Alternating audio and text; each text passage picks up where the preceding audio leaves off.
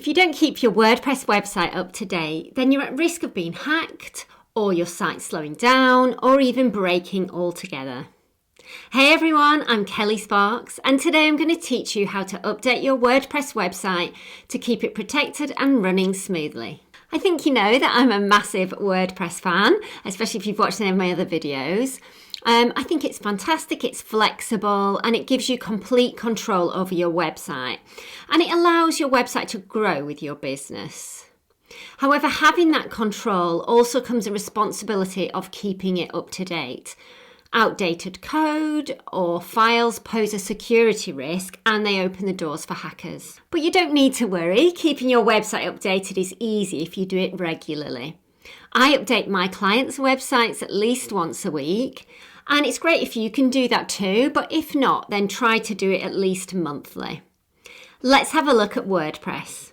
Okay, so if we come over now to my YouTube demo website, you can see down here on the left-hand side, it says updates 5, and it also says 5 up here next to these little updating arrows. So if you click on either of those, you'll be able to see everything that needs updating in the website. I frequently do power hours with clients who are looking to update their own websites, but they just want that bit of security of having me there.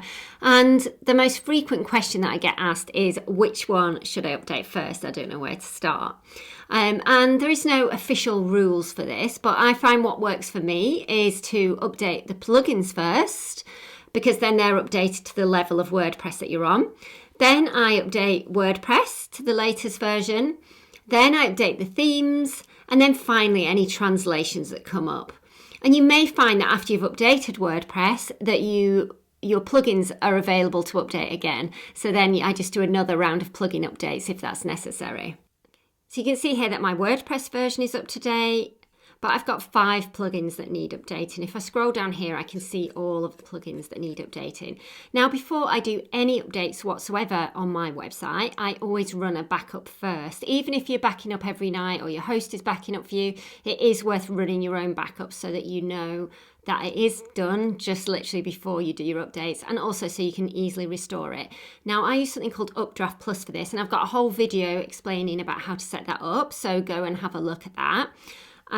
But come over here into settings and then UpdraftPlus backups. So if you've got it installed, if you haven't, go off and install it and look at my other video. And then you can come in here and you can just say backup now. So I just click that, backup everything. And here I'm sending this to remote storage, which is much better than backing it up to your web server. And I click backup now. And then we're going to wait until that's finished so that the backup's fully completed before starting any updates at all. And there we go, backup is finished, so we can close that. And now I can go back and start my updates. So if I click on, actually we click on updates rather than that, because if you click on plugins, it just shows you the plugins that you need to update.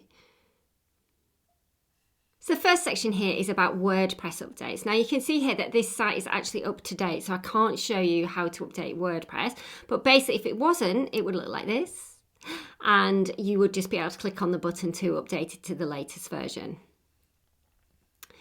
I did try and roll back WordPress for you so I could show you how to do this, but unfortunately, or fortunately, the hosting that I use is so secure and protects my websites from having the wrong version of WordPress that I couldn't do it. First thing to do is the plugin. So what I would do is do them one at a time. So you literally click on the plugin that you want to update. So I clicked on Element there and then click on Update Plugins.